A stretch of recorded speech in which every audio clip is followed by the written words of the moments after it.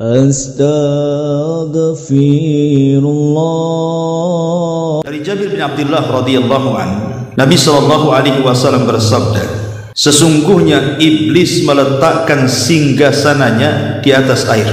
Dari singgasana itulah dia mengutus seluruh anak buahnya untuk menggoda anak Adam yang ada di daratan. Maka yang paling rendah dari pasukan iblis itu justru paling besar fitnahnya. Maka salah seorang dari pasukan iblis apabila selesai melaksanakan tugasnya, dia mengatakan, fa'altu kada wa kada, aku sudah menggoda anak Adam dengan godaan ini dan itu. Maka iblis mengatakan, ma sana'ta syai'an, engkau belum berbuat apa-apa. Kemudian salah seorang di antara mereka dari anak buah iblis datang lagi dan mengatakan, ma taraktuhu, aku sudah menggoda anak Adam dan aku tidak meninggalkan anak Adam itu sehingga aku mampu memisahkan dia dengan istrinya, artinya berhasil menceraikan. Maka tiba-tiba iblis sangat senang, dia pun bangkit kemudian memeluk anak buahnya dan mengatakan, ni'ma anta, sebaik-baik anak buah adalah dirimu. Hadis ini dikeluarkan Imam Muslim. Dalam riwayat, iblis ketika berdiri itu dia mengambil piala, kemudian diletakkan di atas kepala anak buahnya yang berhasil menjadikan satu keluarga bercerai-berai. Saking senang. Baik, kita akan syarah sedikit hadis ini. Di sini Nabi SAW mengatakan, inna iblis yadha'u arsyahu alal ma', sesungguhnya iblis itu meletakkan singgasananya di atas air. Iblis ini diambil dari kata-kata ablas, artinya makhluk yang berputus asa. Kenapa dia makhluk yang berputus asa? Karena ketika dia dikutuk oleh Allah Subhanahu wa ta'ala dan tidak boleh lagi menginjakkan kakinya di sorga karena sebuah perintah yang dibangkangnya, ketika Allah mengatakan, wa idh qala rabbuka lil malaikati isjudu li Adam fasajadu illa iblis, ketika Rabbmu berfirman kepada para malaikat, sujudlah kalian kepada Adam, maka semua malaikat sujud kecuali iblis. Alasan iblis tidak sujud tentu karena aba wastakbara wa kana minal kafirin, enggan, sombong, dan dia termasuk makhluk Allah yang kufur. Dari sini Allah murka kemudian melaknat iblis dan mengatakan, fakhruj minha fa innaka rajim, keluar kau dari sorga, engkau makhluk yang terlaknat. Maka dari situ kemudian iblis merasa putus asa karena sudah tidak mendapatkan fasilitas di sorga. Apalagi kemudian Allah Subhanahu wa ta'ala betul-betul mengusir iblis. Nah, dari sini kemudian iblis meminta tangguhan usia dan mengatakan, fa'angzirni ila yaumi yub'atsun, ya Allah, tangguhkan aku sampai hari kau bangkitkan manusia, artinya sampai kiamat. Allah Subhanahu wa ta'ala pun kemudian memberikan tangguhan. Sejak Allah memberikan tangguhan inilah, karena dia putus asa, makanya semakin jahat dan dia berjanji untuk menggoda anak Adam. Bahkan dia mengatakan, fabi izzatika la ughwiyannahum ajmain illa ibadaka minhumul mukhlasin, demi kemuliaanmu ya Rabb, aku akan sesatkan semua tuh anak-anak Adam kecuali hamba-hambamu yang ikhlas. Dari sini kita tahu bahwa iblis ini diambil kata ablas, artinya makhluk yang berputus asa. Kemudian Nabi SAW mengatakan, inna iblisa yad'u arsyahu alal ma', dia letakkan singgasananya di atas lautan. Dalam sebuah hadis yang sahih juga dikeluarkan Imam Muslim dan yang lainnya dari hadis Abdullah ibn Umar radhiyallahu anhu. Jadi Abdullah ibn Umar ini menceritakan tentang pengalaman ayahandanya Umar bin Khattab radhiyallahu anhu. yang ketika itu menemani Nabi SAW untuk mengintip seorang anak Yahudi yang sifatnya seperti Dajjal, namanya Ibnu Sayyad atau disebut dengan Sof namanya. Anak kecil ini sifat-sifatnya mirip dengan Dajjal yang disabdakan Nabi. Sehingga karena Rasul kan sering bincang-bincang soal Dajjal, saking seringnya sehingga sahabat ketakutan, jangan-jangan Dajjal itu ada di kota Madinah. Sehingga ketika kemudian di antara sahabat itu ada yang melihat kok anak kecil kok mirip kok fisiknya dengan Dajjal, akhirnya disampaikan kepada Nabi. Maka Nabi SAW ingin mengetahui apakah betul Ibnu Sayyad atau si Sof itu Dajjal atau bukan Dajjal. Makanya kemudian dia mengajak Abu Bakar, Umar dan beberapa para sahabat untuk mengintai betul tak Ibnu Sayyad itu Dajjal. Akhirnya ketika Nabi SAW kemudian mengintip dari satu pohon ke pohon berikutnya, nampaklah Ibnu Sayyad. Maka kemudian oleh Rasul didekati Ibnu Sayyad dan diajak berbincang-bincang. Anak kecil, anak Yahudi, memang sifatnya seperti Dajjal. Makanya para sahabat bersumpah bahwa dia Dajjal. Yang bersumpah itu bukan sahabat biasa. Umar bin Khattab bersumpah, Abu Sa'id Al-Khudri bersumpah, kemudian Ibnu Umar juga ikut bersumpah bahwa dia Dajjal, dan Rasul tidak mengingkari sumpahnya walaupun pendapat yang betul dia bukan Dajjal. Tapi saking yakinnya para sahabat sehingga di antara mereka yang bersumpah itu bahwa dia Dajjal. Akhirnya Nabi SAW ngajak dialog.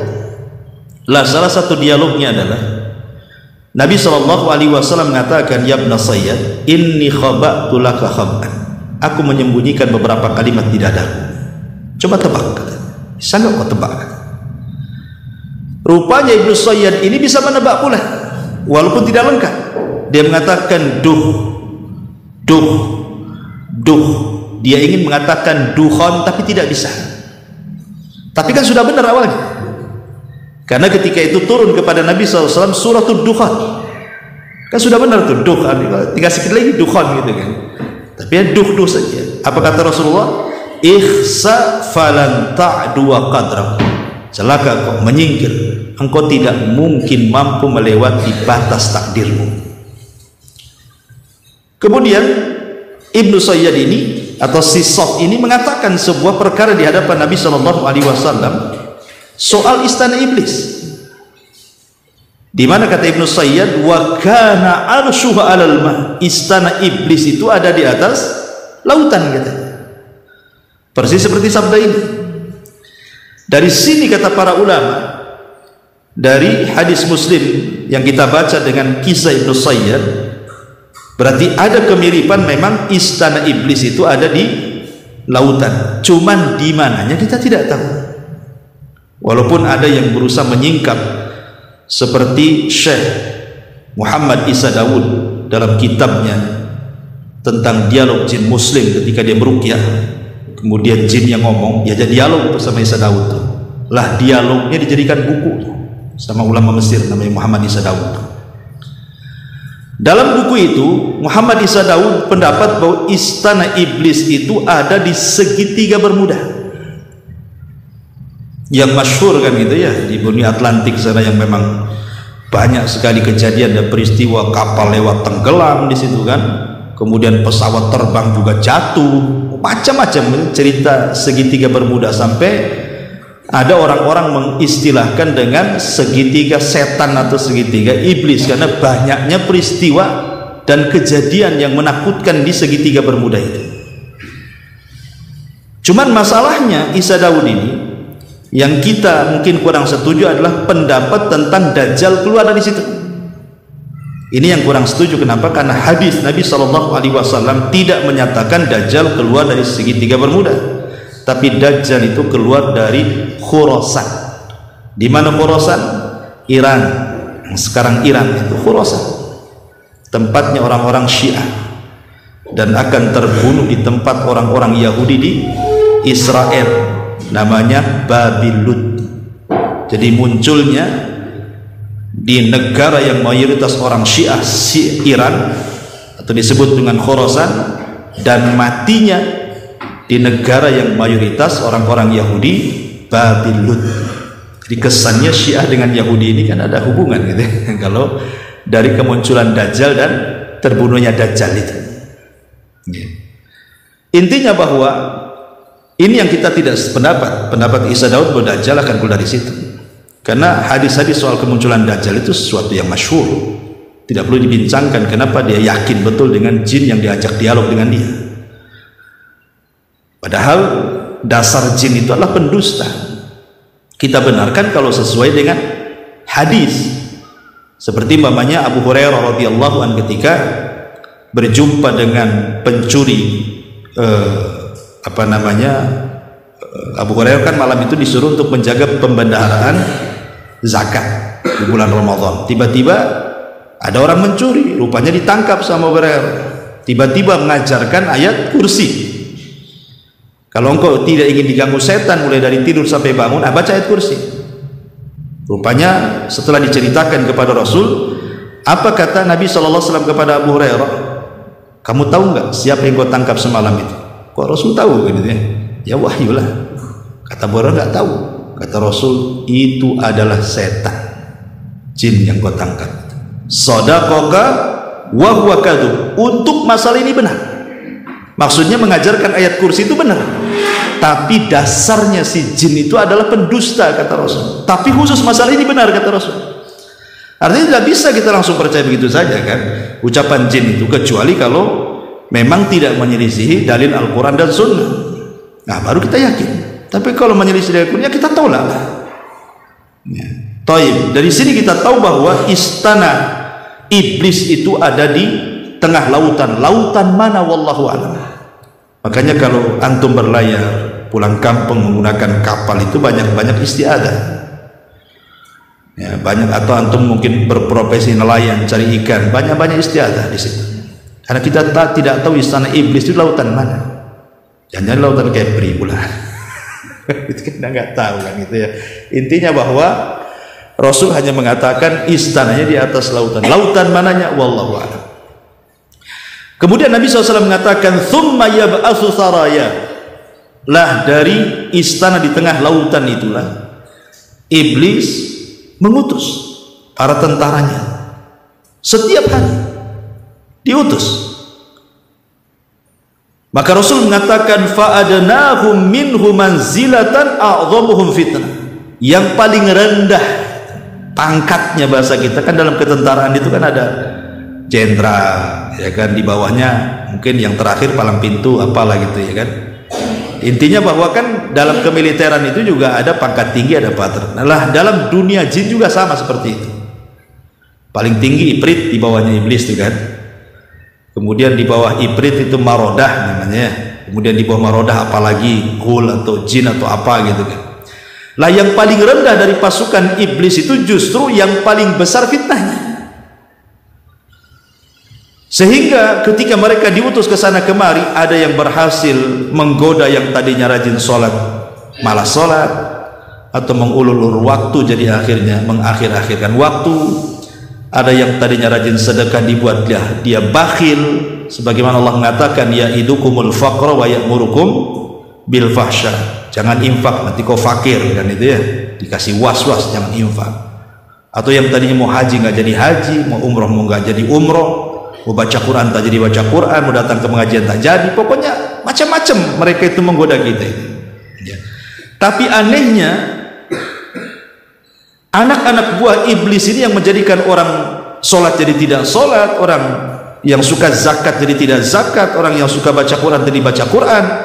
Iblis ini biasa saja peranginya, maksudnya itu nggak terlalu bangga. Makanya ketika ada salah satu anak buahnya datang dan mengatakan fa'altu kadza wa kadza, wahai Tuhan, wahai iblis, aku sudah melakukan ini dan itu, aku sudah membuat orang itu tak sholat, membuat orang itu tak zakat, tak sedekah, tak baca Quran. Apa kata iblis? Ma sana'ta syai'an, engkau belum berbuat apa-apa. Jadi justru nggak aneh gitu, itu udah biasa, itu bahasanya gitu.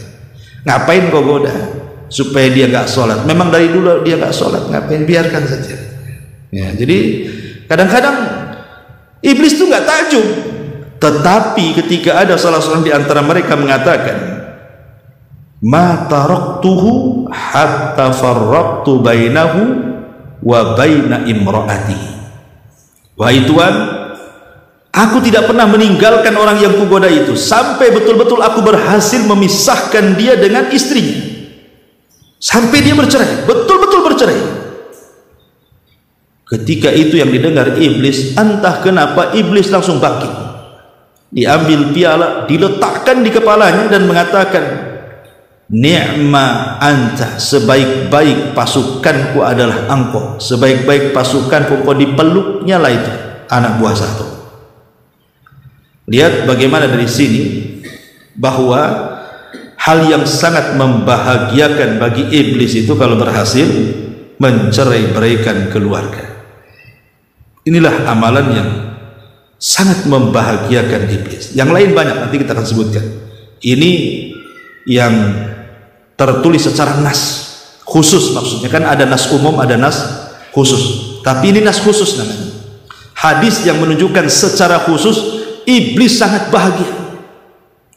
bahagia sekali apabila ada anak buahnya itu bisa mencerai-beraikan sebuah keluarga. Alasannya kenapa iblis sangat bahagia? Ya. Karena ada beberapa hal yang menjadi alasan kenapa iblis itu sangat bahagia. Yang pertama, karena kalau dalam keluarga suami istri ini bercerai, ini madaratnya bukan hanya ke individu, tapi bisa kepada keluarga dan masyarakat.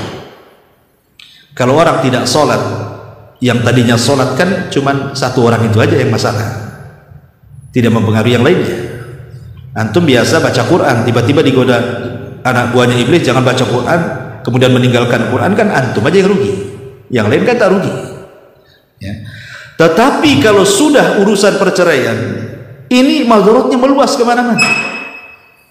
Ya, suami istri ya madarat yang sudah bercerai, kemudian keluarga istri juga kena dampaknya, keluarga suami juga kena dampaknya, dan meluas kemana-mana, terutama kepada anak-anak. Ini yang pertama, karena madaratnya luas sekali. Yang kedua, karena biasanya seorang suami kalau menceraikan istri itu, dia tidak terpikir tobat. Tidak terpikir tobat. Dikiranya kan bercerai dalam Islam itu kan boleh, paling tinggi kan makruh kan begitu ya. Sehingga nggak kepikir kalau itu perbuatan dosa. Ya, padahal kalau kita lihat bahwa seorang suami ketika mencerai istri kan lihat hukum awalnya, apa yang mendasari kau mencerai istrimu.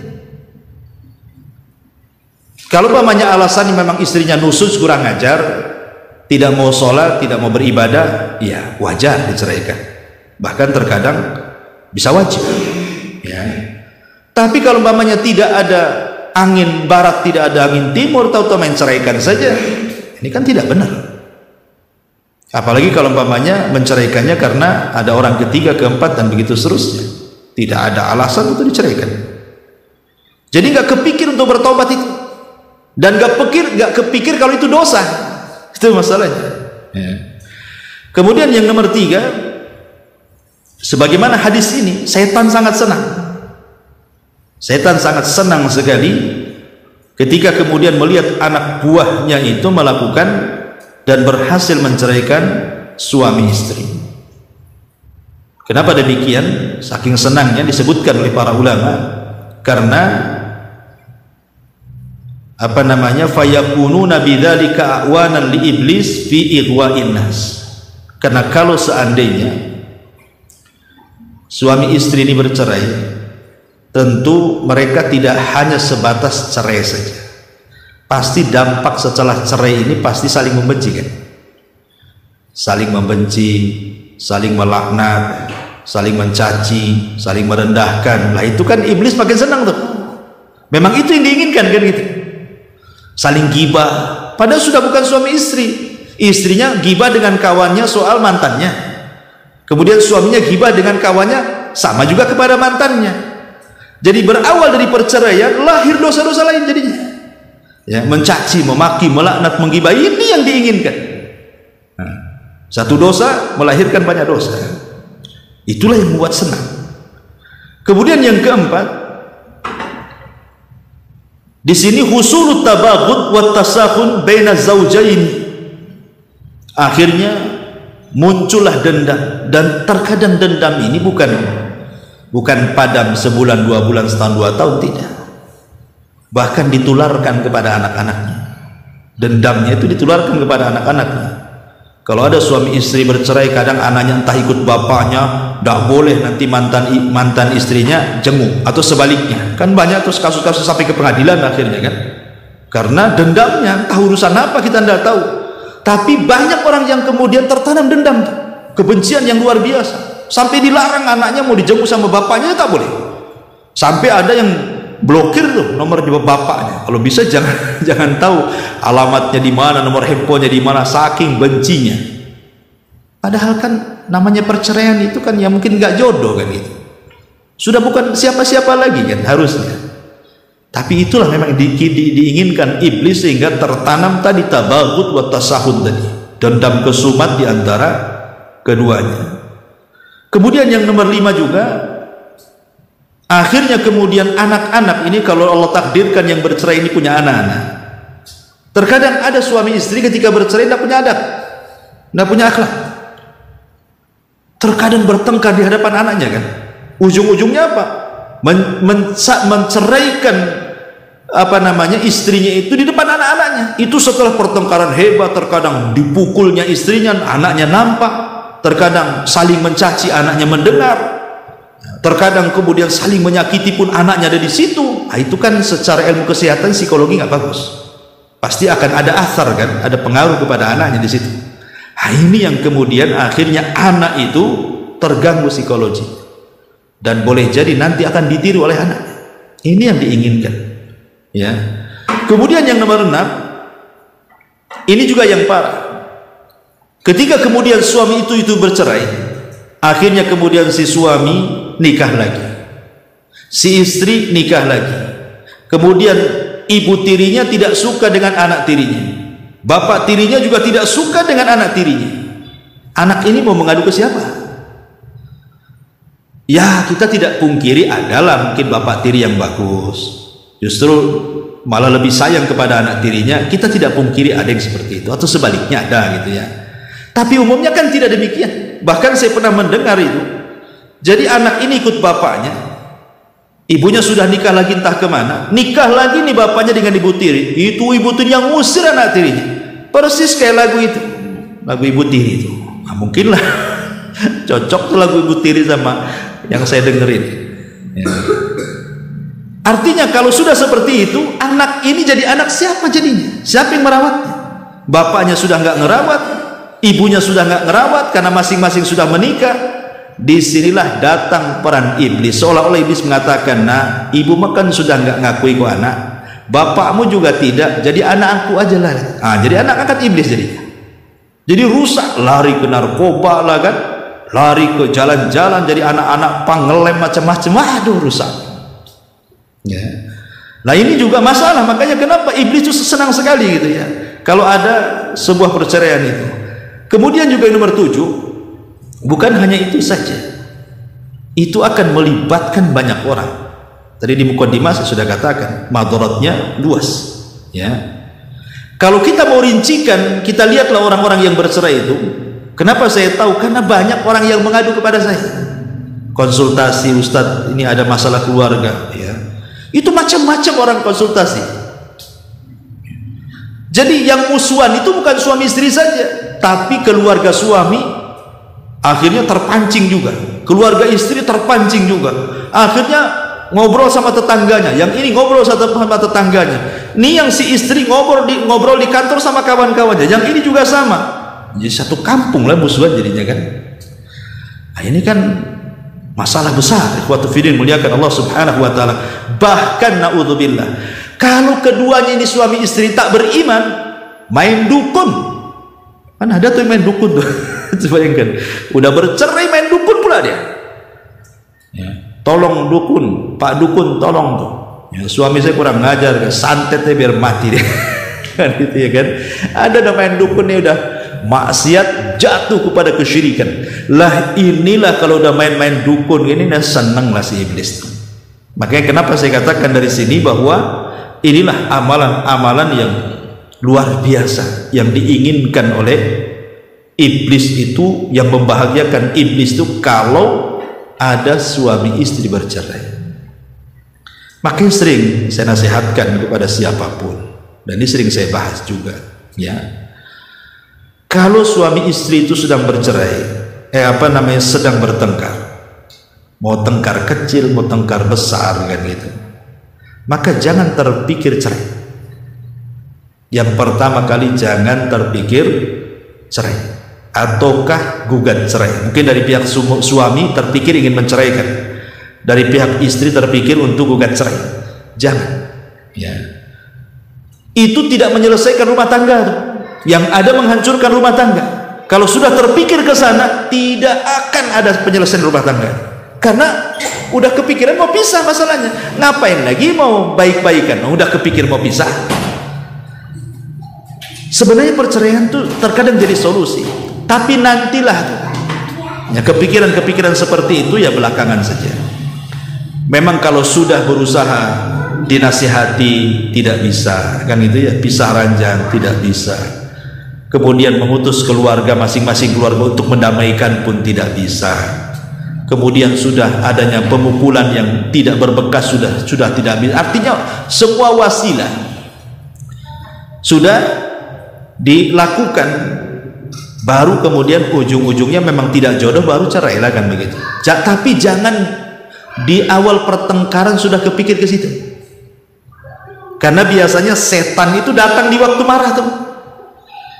Justru itulah ketika suami istri marah, disitulah setan hadir, kemudian membisikkan di telinganya, ceraikan aja.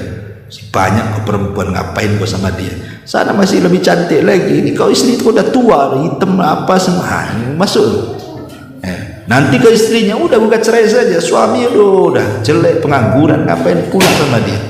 Kan kemarin ada yang ngechat WA, ayo sama dia aja.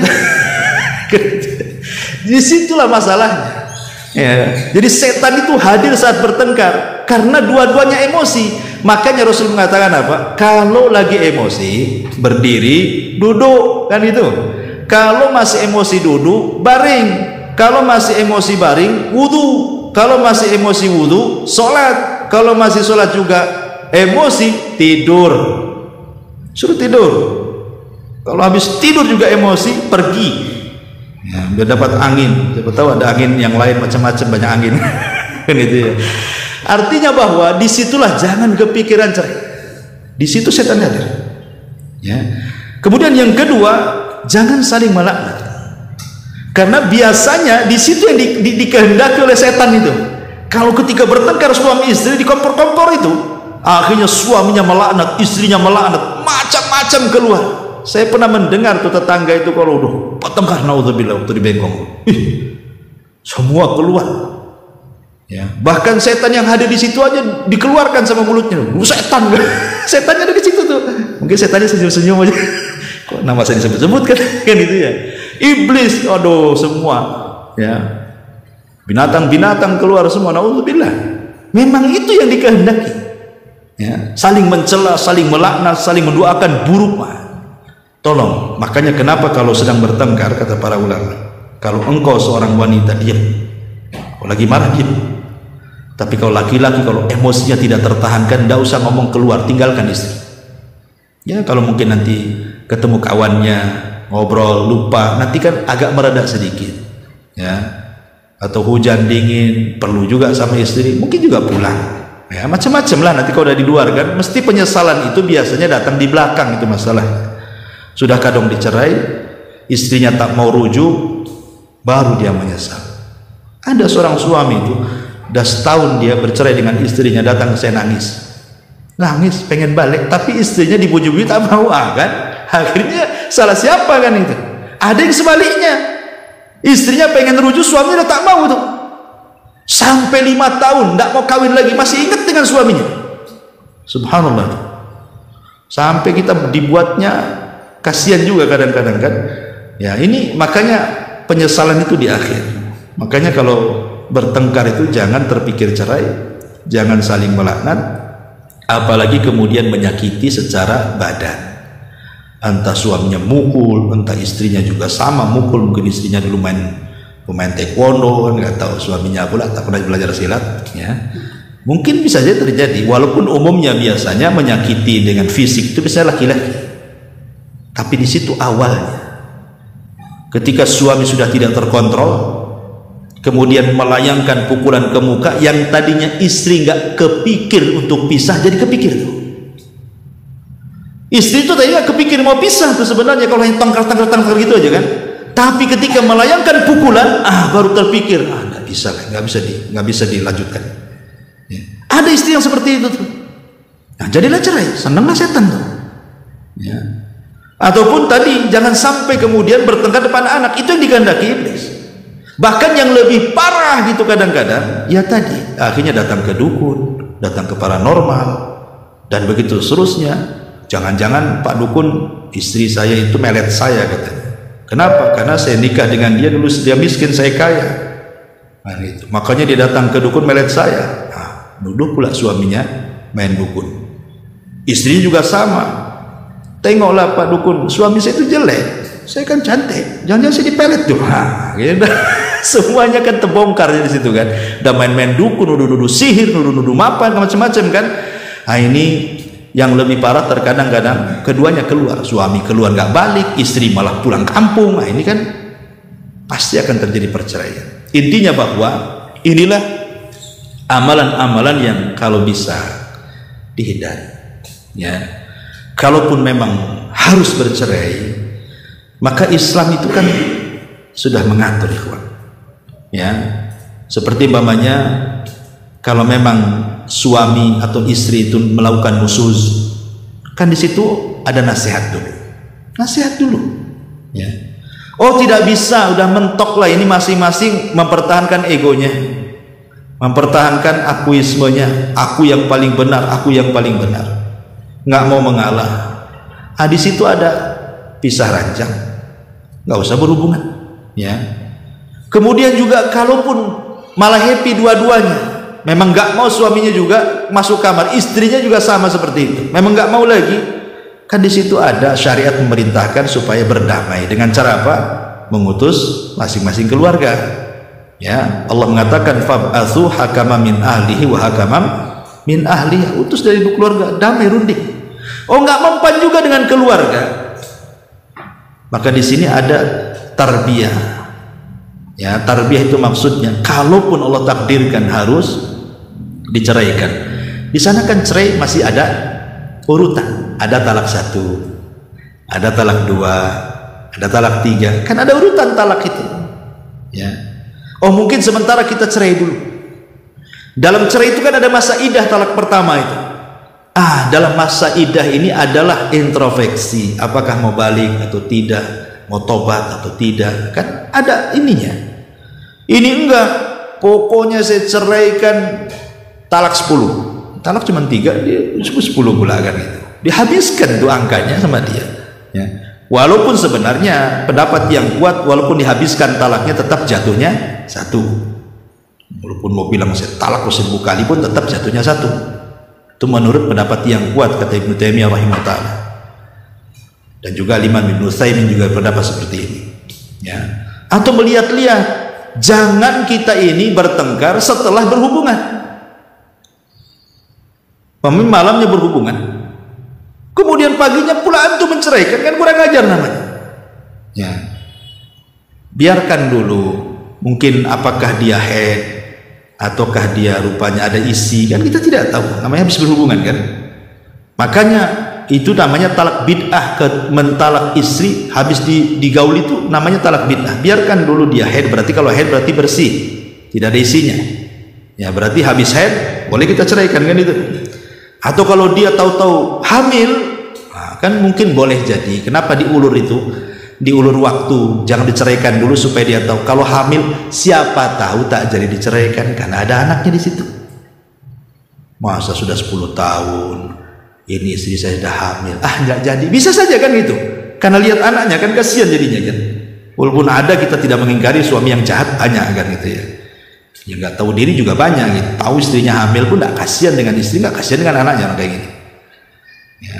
Jadi ada talak-talak bid'ah itu seperti tadi, menceraikan istri langsung 1000 kali, atau menceraikan istri habis digauli, atau menceraikan istri saat di waktu dia sedang haid. Biarkan haidnya selesai dulu baru ceraikan kan gitu. Ya, tapi habis saja jangan digauli habis diceraikan. Nah, ini nggak boleh, masuk lagi ke yang tadi kan itu ya. Intinya bahwa adalah adab-adab. Kalaupun harus bercerai itu ada adab-adabnya. Karena asal cerai juga hukumnya makruh.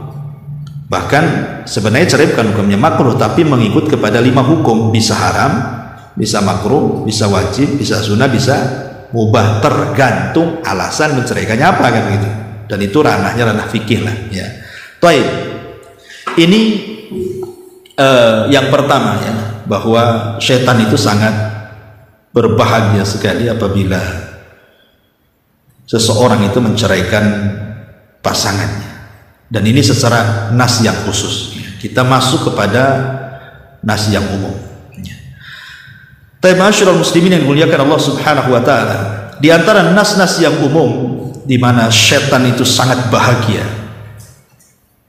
ketika ada anak hamba itu, anak-anak Adam itu, mereka melakukan kekufuran dan kesyirikan kepada Allah Azza wa Jalla. Wah, ini setan senang. Makanya kenapa Allah Subhanahu wa taala berfirman dalam surah Al-Hasyr ayat 16, "Kamatsali syaitan idz qala lil insani kfur falamma kafara qala inni bari'um mink inni akhafullaha rabbal alamin." Seperti permisalan syaitan ketika berkata kepada manusia, kufurlah engkau. Maka saat setan mengatakan kufurlah engkau, maka manusia itu pun kufur. Maka setelah manusia kufur, setan mengatakan, aku berlepas diri dari kamu karena aku takut kepada Allah Subhanahu wa taala. Sudah berhasil mengkufurkan anak Adam, setannya lari. Kan itu. Kan kebanyakan seperti itu. Setan itu mau dibuat dulu kita rusak. Kalau kita belum rusak, masih ditemani dia. Ditemani, suruh maksiat sampai kufur. Kalau sudah kufur, setannya pergi. Kenapa? Karena kalau sudah kufur, ikhwatu fiddin muliakan Allah Azza wa Jalla, apalagi tugas setan? Sudah selesai itu sampai kufur kan? Kalau dia masuk neraka kekal di dalamnya. Udah jadi kawan dia. Selesai itu paling ujung tuh, kalau kufur atau musyrik selesai dia tugasnya. Ya paling ngasih waswas ke hawa nafsunya supaya mempertahankan kekufuran. Ini yang pertama. Ya. Yang kedua, yang disenangi setan adalah selain daripada kufur ataupun masuk kepada kesyirikan gitu. Ketika kita ini mengamalkan ataupun datang ke tukang-tukang sihir, datang ke bomo, datang ke dukun, ya dan semacamnya lah. Karena Allah Subhanahu wa taala mengatakan wattaba'u ma tatlus syayatin ala mulki Sulaiman wa ma kafara Sulaiman walakinna syayatin kafaru yu'allimuna an-nasa sihra. Al-Baqarah 102. Dan mereka mengikuti apa yang dibacakan setan-setan pada masa kerajaan Sulaiman. Sulaiman itu tidak kafir, setan yang kafir. Setanlah yang mengajarkan manusia untuk belajar sihir. Berarti sihir itu yang mengajarkan siapa? Setan. Jadi kalau ada orang yang kemudian belajar sihir atau datang ke tukang sihir, berhasil pelajaran setan. Aku yang ngajari kan? Aku yang ngajari mereka sihir. Mereka udah sihir, senanglah dia. Kayak saya guru lah, ya kan? Saya ngajari antum. Rupanya adalah di antara antum yang sukses jadi ustaz. Kan saya bangga. Alhamdulillah, salah satu murid saya bisa meneruskan saya lah, bisa berdakwah di sana, buka sekolah di sana, buka sekolah di sana. Setan juga sama. Aku sudah ajarkan sihir. Rupanya ada muridnya, ada yang buka praktek sihir di sana, buka praktek sihir di sana. Wah, senang kan gitu ya. Nah, itulah bangga jadi di situ. Wah, ini yang kedua. Ya. Kemudian yang ketiga, di antara yang membuat setan juga merasa sangat senang sekali adalah ketika orang mengikuti hawa nafsu. Ketika orang mengikuti hawa nafsu, karena hawa nafsu itu akan melahirkan kesombongan, dan sombong itu akan mengantarkan kepada kekufuran. Lihat bagaimana iblis ketika disuruh sujud, Dia mengikuti perintah Allah apa hawa nafsunya? Hawa nafsunya. Dia mengatakan apa?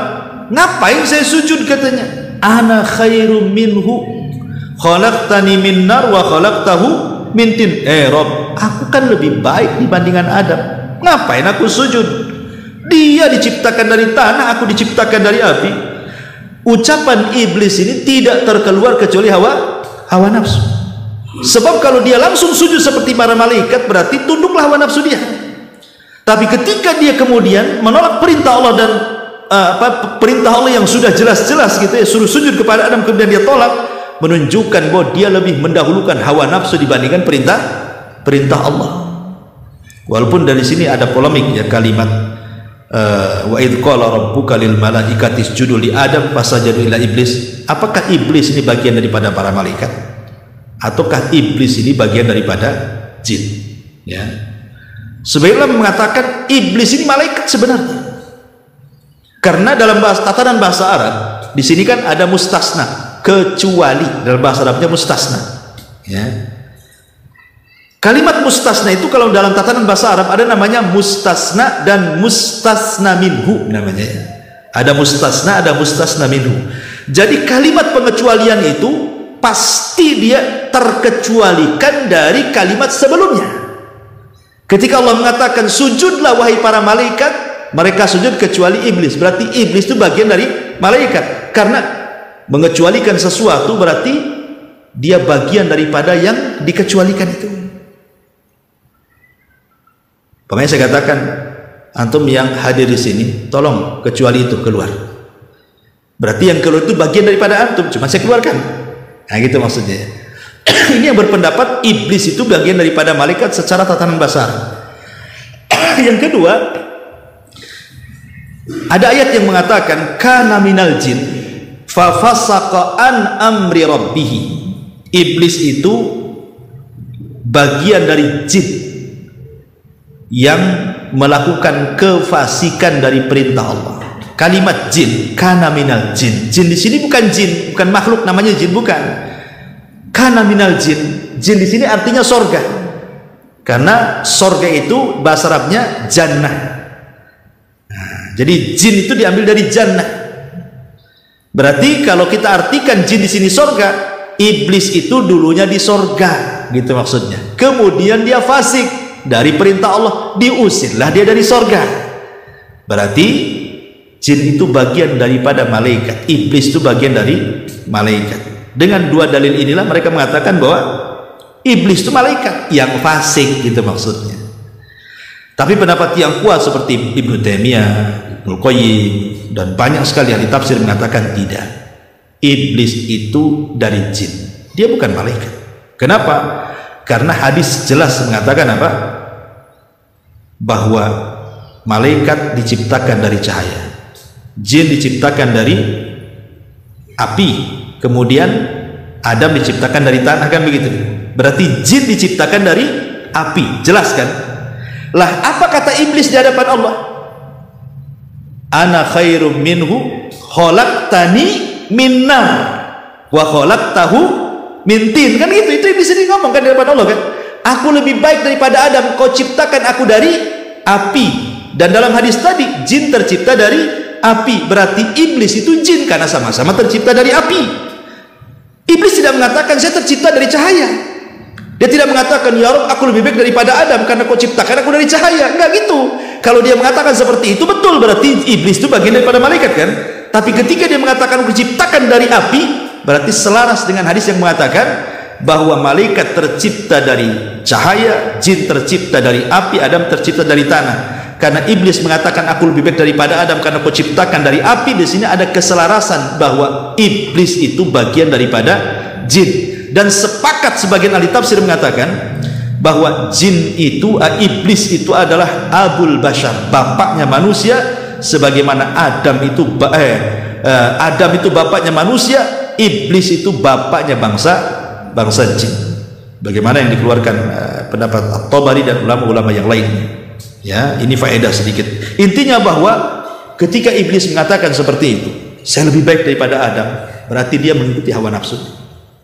Berarti kalau ada orang yang menolak perintah Allah seperti disuruh sholat tidak mau sholat gitu kan, itu kan mengikuti hawa nafsunya tuh.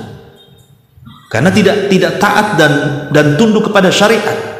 Ya, disuruh zakat sudah kaya tak mau zakat, disuruh haji sudah kaya tak mau haji, disuruh tobat tak mau tobat.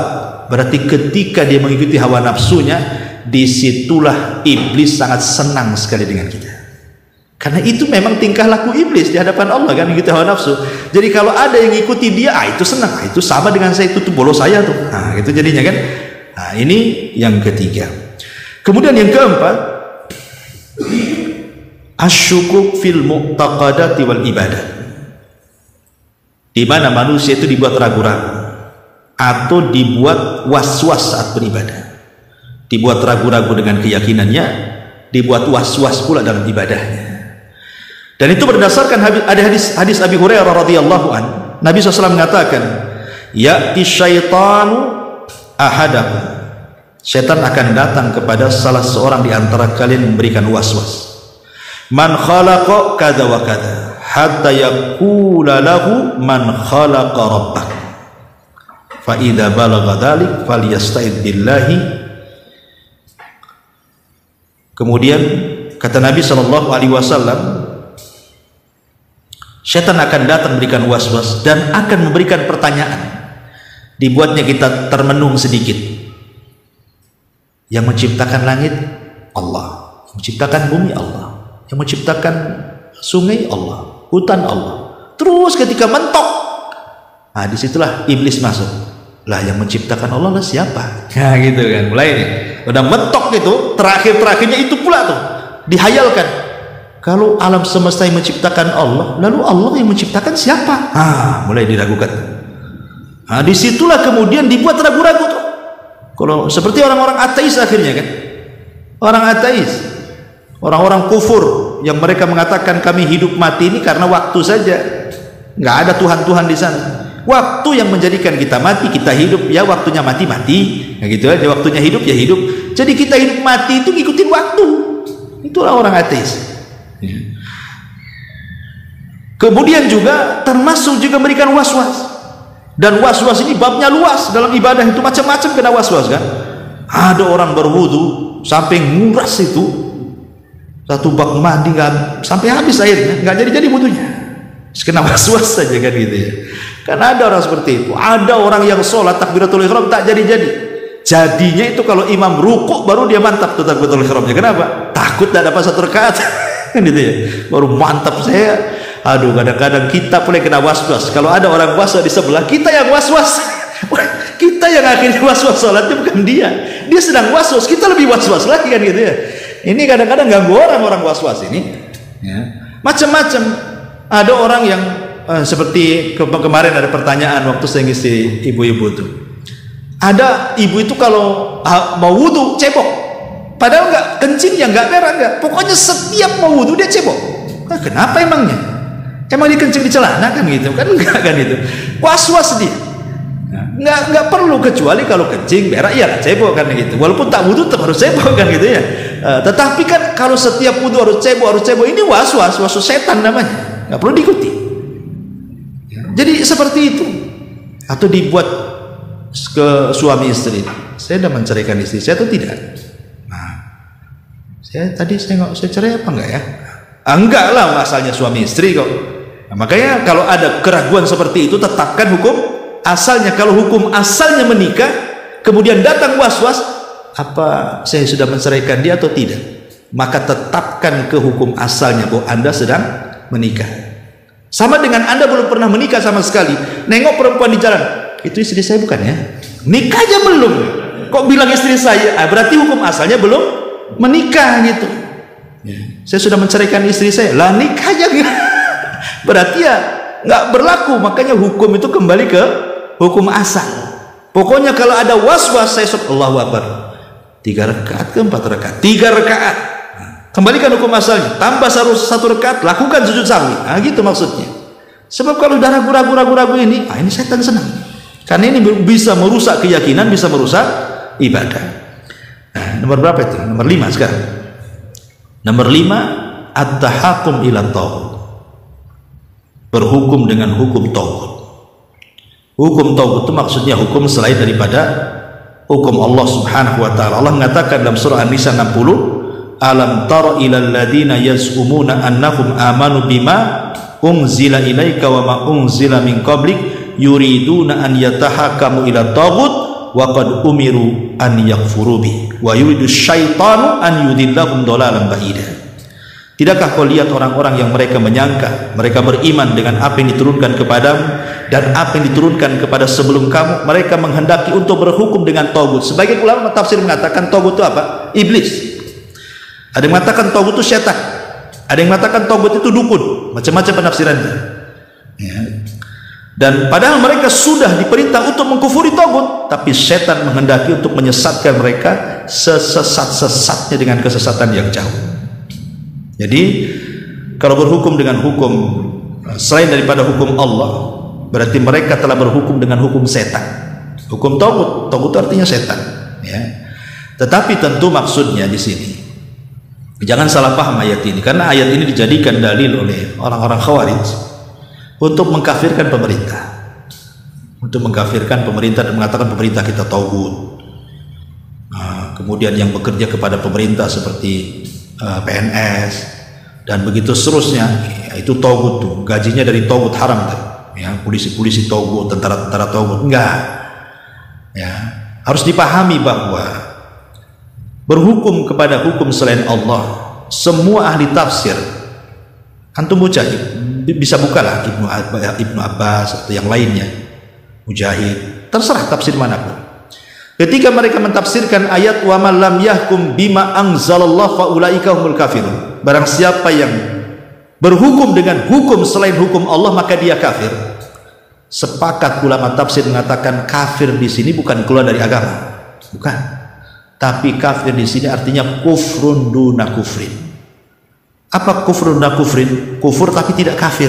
Maksudnya hanya sampai level fasik saja, tidak keluar dari Islam. Dari sini kita tahu kita tidak boleh mengkafir-kafirkan. Oh, pemerintah kita tagut, kalau gitu kafir.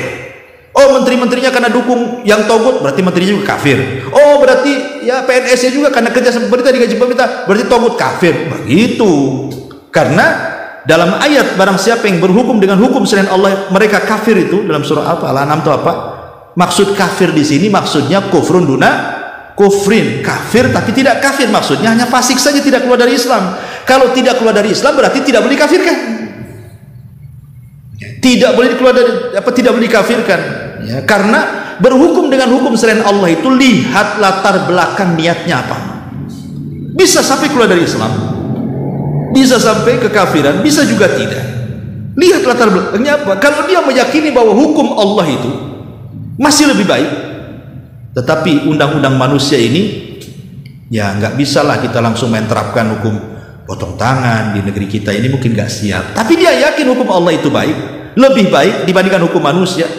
Apa kita katakan kafir? Dia masih meyakini hukum Allah lebih tinggi kan? Ya. Lain kalau dia mengatakan hukum manusia lebih hebat dibandingkan hukum Allah, kafir. Nggak bisa cerita. Kalau yang seperti ini jelas kafir. Kenapa? Karena sudah mengatakan hukum manusia lebih baik daripada hukum Allah. Inilah nggak bisa lagi ditoleransi. Atau sejajar, ini pun kafir kalau dikatakan sejajar, karena mensejajarkan Allah dengan makhluk mustahil. Tapi kalau alasannya ya karena negara kita ini belum sanggup menerapkan hukum-hukum Islam secara utuh kan gitu, karena mungkin ada tekanan Barat, ada tekanan Timur, kita tidak tahu ya, atau mungkin masih menyelisihi adat ketimuran atau apalah istilahnya di masyarakat ini, kayaknya belum bisa, kayaknya masih dianggap apa gitu, maka ini tidak kafir ya, tidak kafir. Bahkan kalau kita lihat di negeri kita, alhamdulillah negeri kita ini sudah menerapkan hukum Islam walaupun tidak semuanya, sudah menerapkan hukum Islam walaupun tidak semuanya. Buktinya apa? Buktinya azan. Siapa yang melarang azan? Siapa yang melarang sholat 5 waktu? Siapa yang melarang zakat, haji? Rukun Islam loh, nggak ada yang larang. Orang hari-hari masuk Islam bersyahadat, nggak ada yang larang pemerintah. Sholat 5 waktu di mana-mana nggak ada yang larang. Bahkan pemerintah ngasih pula jadwal waktu sholat. Nanti datang puasa, pemerintah umumkan lagi, sidang isbat lagi ya. Puasa 1 bulan, haji difasilitasi, mulai manasiknya, mulai manajemennya, keuangannya difasilitasi pemerintah. Antum masuk uang mau kawin, ada rukun-rukun Islam, harus ada wali, ada saksi, ada mahar, ada suami istrinya yang siap nikah. Antum datang ke pengadilan masalah waris, pakai hukum Islam, ya, pakai faraid, kompilasi hukum Islam itu dengan DPA.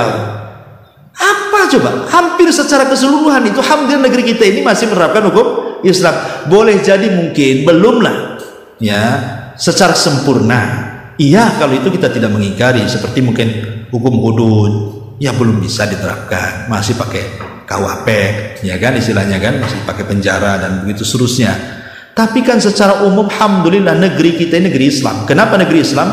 Karena patokannya apa? Syiar Islam masih berkibar, terutama adzan.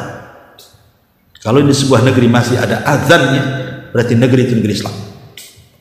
Lihat tetangga kita Singapura, ada azan?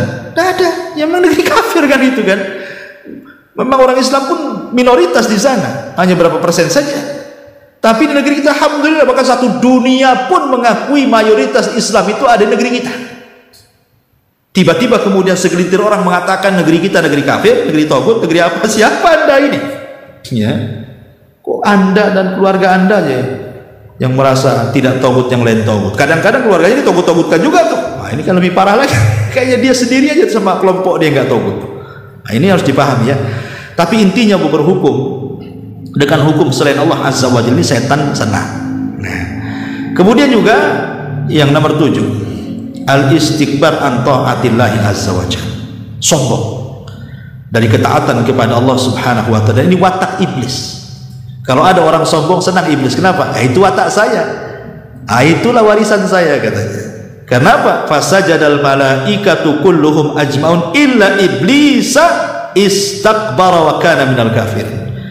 Malaikat sujud semuanya kecuali iblis, sombonglah dia. Berarti watak sombong itu watak iblis. Kalau kita sombong berarti mewarisi watak iblis dari ketaatan kepada Allah Azza wa Jalla.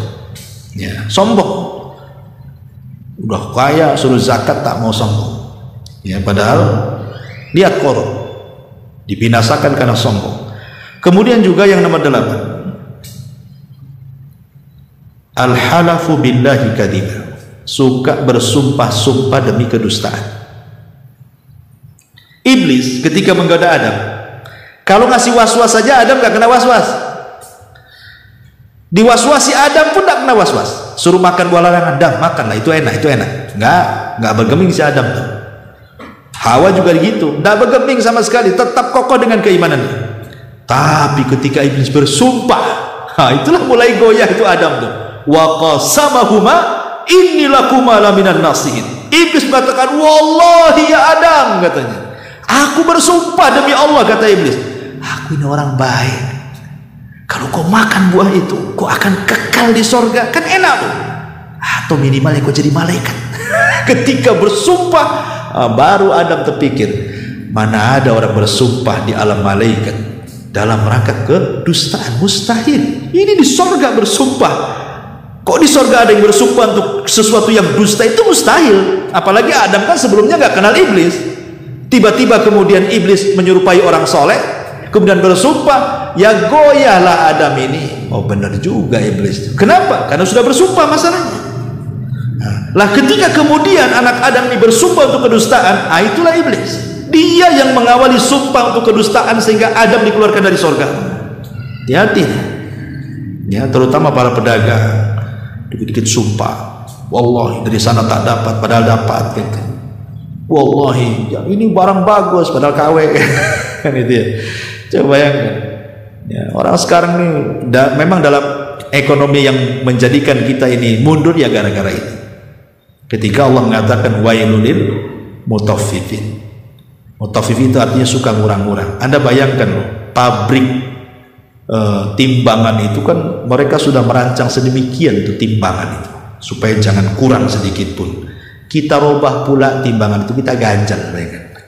Itu kan melawan pabrik namanya. Kan itu. Pabrik sudah buat meteran, pas 1 meter antum gunting pula 1 senti. Nah, akhirnya kainnya gak pas tuh 1 meter. Gantang sudah, kalau pakai gantang dulu kan, udah cantik-cantik gantang, antum pukul pula dari bawah, dengok lah ke atas, nggak full jadinya berasnya kan. Ada, itu kan mutafif namanya.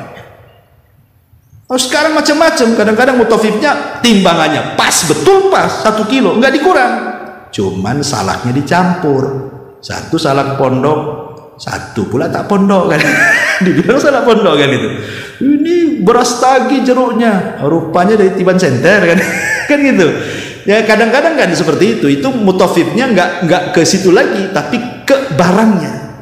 Nah ini kan yang lebih parah lagi. Oke lah itu kecurangan, tapi yang lebih parah ketika dia sudah bersumpah membawa Allah untuk kedustaan. Itu setan sedang. Ya. Kemudian yang selanjutnya berapa?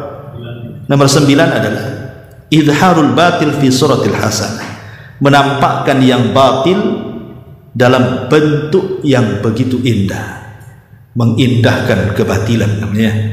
Dan itu disebutkan dalam surah An-Naml 24. Allah mengatakan wa zayyana lahumus syaitanu a'malahum, dan setan berusaha untuk menghiasi kepada manusia itu amal-amal mereka, seolah-olah amalan itu baik padahal batil.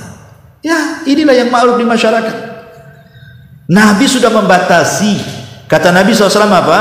Ma amartukum bihi fa'tu minhu mastata'tum wa ma nahitukum anhu fajtanibu. Apa yang aku perintahkan laksanakan, apa yang aku larang perintahkan. Cukup. Abdullah ibn Mas'ud mengatakan apa? Ittabi'u wa la tabtadi. Ikut saja, jangan buat bid'ah. Udah cukup itu kata Ibnu Mas'ud itu. Karena yang ada saja antum tidak bisa melakukannya. Solat sunnah dalam satu hari antum bisa melakukannya? Semuanya loh ya. Duhanya, witirnya, qobliyahnya, tahiyat wudu, solat wudunya, tahiyatul masjidnya, solat tahajudnya, solat taubatnya. Nah, bisa antum melakukan satu hari. Satu hari aja mungkin kalau antum melaksanakan solat sunnah aja udah bengkak-bengkak tuh kaki tuh. Kau dari pagi sampai malam. Yang ada saja kita tidak sanggup. Jangan semua sholat malam aja lah yang 11 rakaat tuh tiap hari. Tidak sanggup. Jangan lagi sholat bangun aja, tidak kan itu ya. Yang ada saja itu tidak bisa kita lakukan. Makanya kata Ibnu Mas'ud, sudah ikut saja yang ada itu sudah cukup. Itu baru cerita sholat sunnah. Belum zikir, belum doa, belum puasa, belum macam-macamnya kan, belum sedekahnya kan itu ya. Yang ada aja kita nggak bisa melakukannya. Kok buat yang tidak ada gimana ceritanya? Kemudian pula yang tidak ada diada-adakan, itu pula yang dihiasi, itu pula yang diperjuangkan. Kalau orang tidak sholat biasa-biasa saja, tapi kalau orang tidak ikut acara tertentu, wah antum dihabisin, beres orang Wahabi, apa istilahnya kan itu ya. Tapi kalau tetangganya nggak sholat biasa-biasa saja kan, padahal jelas-jelas sholat itu meninggalkan wajib kan, biasa aja. Tegurlah itu tak sholat, biarin. Nanti kalau sadar sendiri gitu. Bukan gitu. Tapi kalau nggak ikut acara yang dibuat oleh mereka itu yang tidak ada contohnya, dibully antum dikatakan macam-macam. Padahal tidak ikut pun tidak berdosa kan. Kalau meninggalkan sholat ya dosa lah kan gitu. Kenapa meninggalkan wajib antum tidak demo, tidak mencela dia, tidak menghardik dia, tidak ini? Jelas-jelas dia kalau meninggalkan sholat bisa kufur. Ini kan terbalik-balik dunia ini. Kadang-kadang kalau logika kita mau pakai di situ kan. Nah, tetapi itulah setan. Setan ini di sini berusaha menampakkan kebatilan menjadi indah gitu ya di mata manusia. Kemudian nomor 10, al-jidalu bil batil. Suka berjidal. Tetapi dengan kebatilan. Wa inna, dalam disebutkan dalam surah Al-An'am ayat 121, wa inna syayatina la yakununa ila awliyaihim liyujadilukum, dan setan-setan itu akan berusaha menghiasi kepada para walinya supaya mereka mendebat kalian. Jadi orang-orang yang suka berdebat tetapi dengan kebatilan, ya, debat hanya untuk menang-menangan saja, debat hanya untuk mempertahankan hujah mereka, sudah tahu mereka kebenaran, tapi karena sebuah jabatan, karena ingin viral, karena ingin disebut cendekiawan dan begitu seterusnya, bisa dia tampil di televisi membahas sesuatu, sudah jelas-jelas sesuatu itu batil, ya batil, masih diperjuangkan dia. Kan ada tuh ya, contoh lah umpamanya kasus kemarin pondok yang itu kan udah jelas-jelas kan, jelas-jelas banyak penyimpangan. Sholat corona nggak corona sama aja, jadi renggang. Khotbah Jumat direncanakan perempuan, kemudian juga macam-macam lah, sampai mengatakan bahwa Al-Quran itu kalamnya Muhammad dan begitu seterusnya. Ini kan jelas-jelas batil. Ada pula di televisi yang bela, pakai dalil pula. Aduh, kacau nih kan gitu. Nah ini setan senang. Udahlah, saya nggak perlu turun tangan aja lah gitu. Gitu anak buahnya kan. Subhanallah. Ya. Kemudian yang nomor 11 ya, an-naumu an salatil fajri hatta yusbihal insan. Tidur tidak mau salat subuh ya. Pokoknya tidur bablas, udah bangun jam 8 tak mau pula salat gitu ya. Dan itu sudah setiap hari itu tidak pernah salat subuh. Inilah setan senang, karena itu yang dimaksud setan. Setan kan datang kepada setiap kita, saya, antum, siapapun lah. Setan itu akan datang di waktu saat kita tidur, kemudian tengkuk kita diikat 3 ikatan. Setiap diikat apa kata setan? Nin naumatan tawilah, tidur malam masih panjang. Padahal jam 6 tuh setan masih ngomong begitu, tidur malam masih panjang. Udah pagi pun setan masih ngomong begitu kan. Ketika kemudian sudah habis waktu subuh, baru setan bangun kau, kata setan. Karena sudah selesai, malamnya nggak ada kan gitu. Nah ini kan setan senang lah, berarti tujuan ikatannya betul-betul kena ikat dia. Jangan sampai meninggalkan sholat fajar. Ya kalau sekali karena lelah, letih, kan ada hadisnya. Ya kata Nabi SAW, barang siapa yang lupa dari sholatnya atau tertidur, maka sholatlah ketika bangunnya. Itulah waktunya. Pamannya nggak pernah meninggalkan subuh antum, tapi karena mungkin malamnya sakit kepala, minum obat pula, ada obat tidurnya di situ, bablas pula jam 7 bangun. Jam 7 antum ambil wudhu, sholat subuh. Itulah waktunya. Itu maksudnya. Boleh kalau yang sekali-kali gitu ya, tapi kalau tiap hari memang antum tidak pernah sholat sengaja gitu lah, itu setan sangat senang ya. Kemudian yang nomor 12 ya, musabaqatul imam fis shalah. Orang yang suka mendahulukan imam saat sholat, setan suka.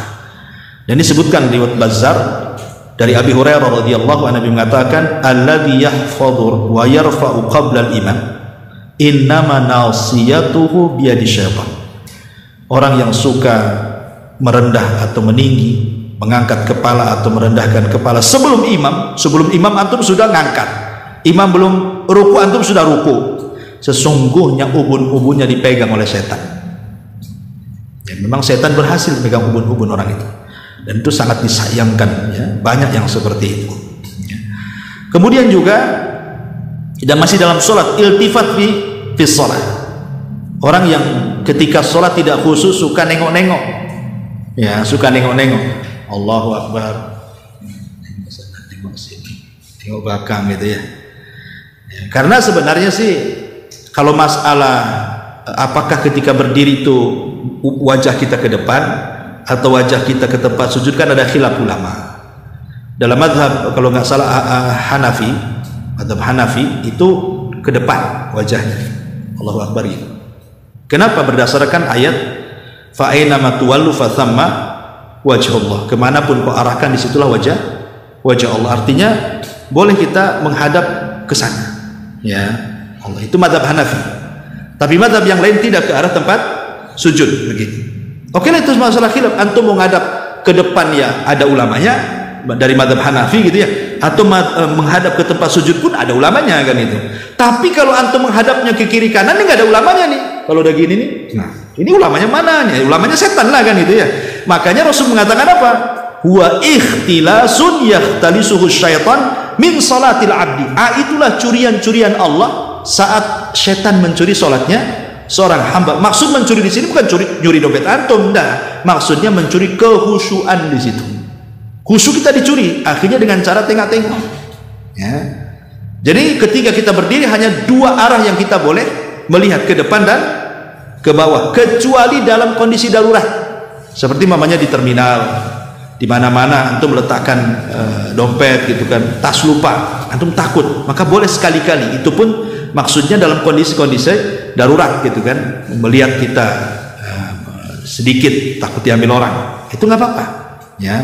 Tapi kalau dalam kondisi normal nggak boleh, karena itu adalah ikhtilas, itu copetan daripada copetan setan ya. Termasuk juga yang nomor 13, jam'ul mal min haram wa infaqihi fi haram. Mengumpulkan harta dari yang haram dan menginfakkannya juga ke yang haram, dan itu disebutkan dalam surah Isra ayat 64. Wasyarikhum fil amwali wal auladi, kemudian wa'idhum wa ma ya'iduhumus syaitanu illa ghurura. Maka gabungkan, wasyarikhum, gabunglah dengan mereka, maksudnya dengan setan itu dalam perkara harta dan anak-anak, dan janjikan kepada mereka sesuatu janji, dan sesungguhnya janji setan itu semuanya dusta. Artinya di sini setan memberikan was-was supaya mencari harta yang haram dan dibelanjakan ke yang haram juga. Kemudian yang nomor 14, al-infaq riya'an wa sum'atan. Memang setan baik, suruh infak, sedekah, zakat, tapi dibuatnya riya. Dan itu disebutkan dalam surah An-Nisa ayat 38. Walladzina yunfikuna amwalahum ria'an nas wa la yu'minu billahi wa la bil yaumil akhir wa man yakuni syaitanu lahu qarinan fasa'a qarina. Dan orang-orang yang menginfakkan harta mereka dalam rangka riya kepada manusia dan tidak beriman kepada Allah dan tidak pula kepada hari akhir, maka barang siapa yang setan menjadi temannya, maka setan itu seburuk-buruk teman. Nah, jadi riya itu ya temannya setan lah, karena kalau sudah riya, sehebat apapun ibadah itu akhirnya nggak diterima kan, karena niatnya untuk setan, akhirnya untuk makhluk, bukan kepada Allah subhanahu wa ta'ala. Kemudian juga yang nomor berapa? 15 tabdzirul amwali wal israf fil infaq. Kita cepat-cepat ya karena waktu juga. Menghambur-hamburkan harta, kemudian juga memboros-boroskan harta, melampaui batas. Bahkan dalam infak pun tidak boleh kalau melampaui batas, apalagi kemudian tidak dalam kondisi infak. Makanya kita ini aneh tapi nyata di masyarakat ini. Contoh ya, antum kalau menghabiskan uang untuk kuliner, terutama dengan keluarga atau dengan teman atau kita sendiri, kadang-kadang kurang hitung-hitungan kan. Kadang-kadang walaupun 500.000 main rokok aja bayar, kayaknya nggak rugi. Ketika kemudian ada orang miskin, ya kan, minta makan, itu berat kali mau ngasih 500 itu. Kalau bisa kasih nasi padang satu bungkus, ada kasih udah lauknya satu potong lagi, penting bisa makan. Sekarang pertanyaannya, kalau antum habiskan uang untuk makan, ada pahalanya? Tidak, kecuali kalau antum memang niatnya ingin menyenangkan keluarga. Tapi kalau umpamanya menjadi sebuah rutinitas kan gitu, bahkan diwajibkan seminggu sekali antum harus keluar, dari mana pahalanya? Tapi kalau ngasih orang makan itu tidak perlu diniatkan, membantu saja sudah pahala kan? Tapi kan kita kadang-kadang hitung-hitungan tuh di situ. Kalau udah makan sendiri 500.000 pun keluar saja. Ketika ada orang mau makan minta 50.000 dia keluar. Ini contoh ya, berarti kan nampak bakhilnya di situ. Atau ada orang yang justru terbalik. Kalau infak jor-joran dia, masya Allah semua dibangun. Giliran istrinya minta tadi kasih. Kan yang jelas-jelas wajib diinfakkan anaknya untuk sekolahnya, tapi kalau infak keluar luar biasa, berarti kan itu infaknya nggak ikhlas. Makanya kenapa jangankan soal infak, wasiat saja tidak boleh lebih dari 1/3, karena akan merugikan ahli waris, kata Nabi kepada Abdurrahman bin Auf kan. Ini yang nomor 16. Kemudian juga diantaranya tahwinu lima asi, memudah-mudahkan maksiat. Kemudian yang nomor 17 dalilnya memudah-mudahkan maksiat lah Al-Baqarah ayat 268. Kemudian yang nomor 17 kezaliman, az-zulmu wal jawru fil qadha, zalim ketika memutuskan. Ini pekerjaan hakim ya di pengadilan. Nah, ini bahaya ya, karena disebutkan dalam hadis yang sahih ya kan, Allahu ma'al qadi ma lam yajurra fa idza jar takhallallahu anhu wa lazimahu syaitan. Kata Nabi SAW, Allah akan bersama para qadi, para pemutus hukum, kalau dia tidak melampaui batas. Artinya dia berhukum dengan ilmu yang ia miliki, dan diniatkan mencari keadilan Allah Azza wa Jalla. Tapi kalau dia sudah melampaui batas, akhirnya hukumannya sudah bergeser, entah karena dibayar, entah karena disogok, entah karena apa istilahnya, sudah melenceng tuh, berarti Allah akan melepaskan kebersamaannya dan setan akan melazimkan dengan dia. Nah ini kan, nah ini bahaya ya.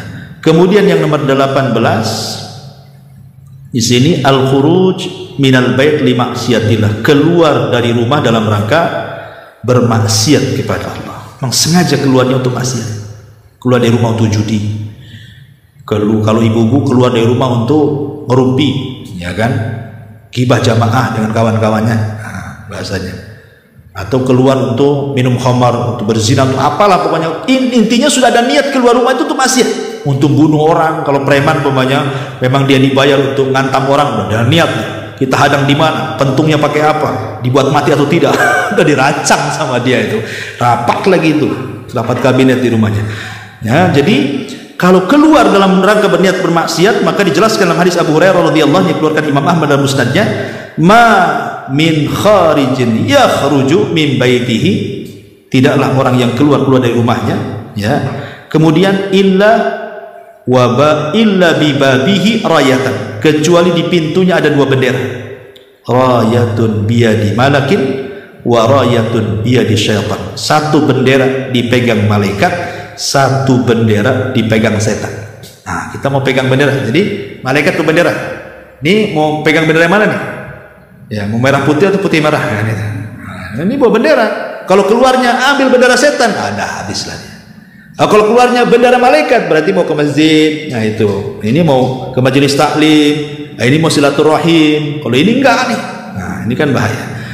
Kemudian yang nomor 19, at-tafarru bil qulubi wal abdan, suka berselisih, baik hatinya berselisih, tidak suka, ataupun badannya pun berselisih, tidak mau jumpa dengan dia.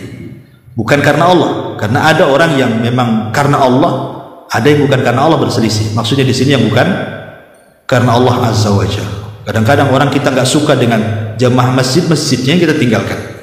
Ya kan, ada orang seperti itu. Kemudian juga yang nomor 20, al-halmu bi umuril muharram. Diam-diam ya merasa lezat dengan yang diharamkan Allah Subhanahu wa taala. Lezat yang melaksanakan kemaksiatan itu. Kemudian yang nomor 21, al-ajalatu fil umuri allati lam tadhhar maslahatan minal isra'i fiha, terburu-buru, tergesa-gesa dalam melakukan sebuah perkara padahal nggak jelas maslahatnya ada tidak di situ. Ujung-ujungnya menyesal. Tengok handphone, main beli saja, berapa? 5 juta. Mantap ya, beli. Udah beli sampai di rumah stres dia. Kenapa saya beli tadi? Tergesa-gesa kan? Dipikirkan masalahnya apa untuk beli handphone itu? Kok main beli-beli saja? Tengok sepeda bagus, udah motor, mantap juga. Tengok tabungan, oh cukup juga. Beli saja, udah beli cash, mau ke rumah, baru dipakai sebulan 2 bulan, stres dia butuh duit. Kenapa lah saya beli? Nah itulah tergesa-gesa. Akhirnya apa? Habis duitnya, bertengkar dengan istrinya, bertengkar dengan anaknya, belum bayar ini, belum bayar itu, macam-macam, akhirnya tak terbayar. Nah itulah tergesa-gesa dari setan ya. Kemudian juga yang nomor 22, termasuk adalah at-ta'ari wa kashful aurat, telanjang, tidak buka tidak menggunakan pakaian, buka aurat. Dan itu disebutkan dalam ayat Al-A'raf 21, ayat 20, surah Al-A'raf 20, Allah mengatakan fawaswasalahuma syaitan liyubdiyalahuma ma wuriya anhuma min sawatihima. Maka setan memberikan waswas kepada Adam dan Hawa untuk merobek pakaian mereka sehingga nampak auratnya. Betul, ketika Adam memakan buah larangan, pakaiannya langsung hilang, sehingga Adam dan Hawa tidak berpakaian dan nampak auratnya. Berarti yang membuat aurat Adam dan Hawa terbuka siapa? Sebabnya iblis. Berarti sekarang kalau seandainya ada perempuan-perempuan yang buka aurat, nah ya memang itulah iblis maunya seperti itu, supaya mereka nampak auratnya. Iblis yang mau, termasuk bapak-bapak main bola pakai kolor di atas lutut. Lutut itu aurat, kalau mau pakai kolor di bawah lutut ya. Kadang-kadang Ini bapak-bapak mencela itu di pasar tuh perempuan buka-buka aurat, dia sendiri buka aurat. Kadang-kadang nggak punya malu kan gitu. Yang lebih parah lagi nggak pakai baju, udahnya kemana-mana. Ya ini kan masalah juga kan. Nah ini setan suka kayak gitu. Kemudian yang nomor 23, khurujul imra'ati min baitiha safiratan mutabarrijatan. Keluarnya wanita dari rumahnya dalam keadaan safar dan tabarruj. Dan itu disebutkan dalam hadis Nabi SAW, dikeluarkan Imam Tirmidzi, al-mar'atu auratun fa idza kharajat istashrafaha syaitan. Wanita itu aurat, apabila keluar setan akan menghiasi dia. Kadang-kadang antum tertipu pula kan, nampak perempuan lagi jalan, rambutnya panjang, cantik, pas tengok nenek-nenek, itulah setan. Dia kan dibuatnya kita ini untuk mandang, padahal sebenarnya nggak ada keinginan mandang. Ya. Tapi dia pikir, cantik kali dari belakang. Pas nengok nenek lampir kan nggak tahu tuh. Ya, memang setannya seperti itu dibuatnya kemudian orang itu supaya nampak matanya kepada wanita yang berdandan tadi.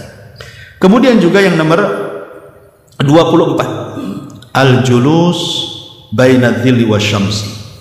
Duduk di antara bayangan matahari dan bayangan matahari dan bayangan. Ingat, kadang-kadang matahari itu kalau antum lagi duduk dari arah sana, ya kan? Matahari, saya contohkan saja matahari dari sana, kita duduk seperti ini. Rupanya cahaya matahari itu hanya menerangi tangan kita saja segini. Sementara kesininya ada bayangan. Kata Rasul, jangan. Kalau mau masuk ke cahaya matahari, masuk semua. Geser ke cahaya matahari. Atau kalau mau langsung ke yang tidak terkena cahaya matahari. Antara dua, jangan separuh kena, jangan separuh tidak. Gitu loh. Kata Nabi ini terlarang. Ini setan suka yang seperti ini. Ya. Kemudian juga yang nomor 25, di sini taraka ma saqata minat ta'am. Kalau antum makan nasi kemudian jatuh, entah lauknya entah nasinya, antum biarkan saja.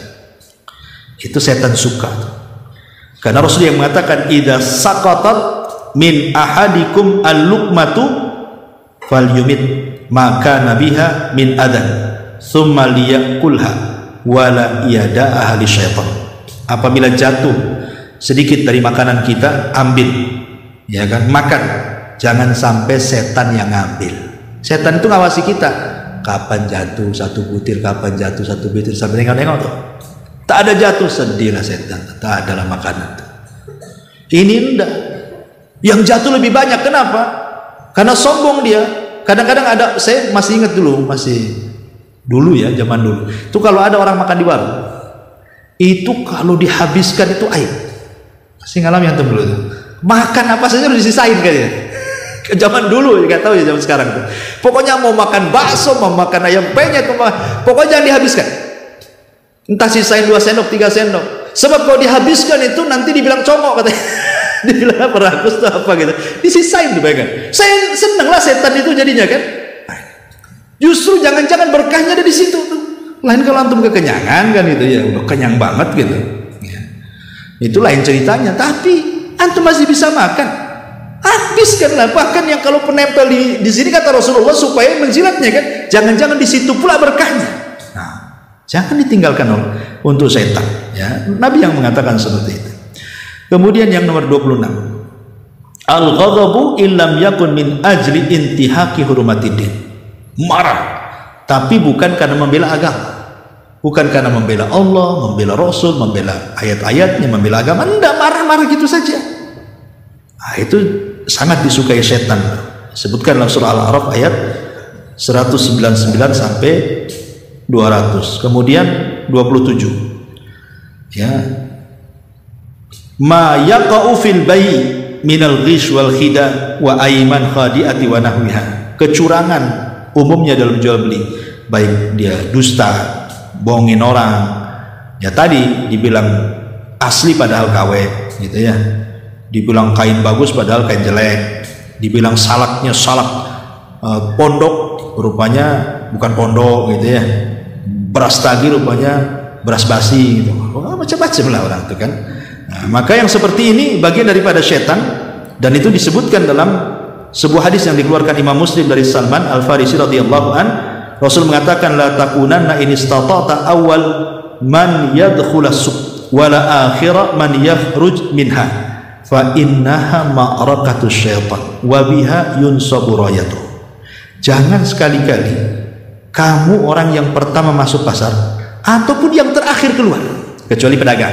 Kalau pedagang kan beda, maksudnya pendatang.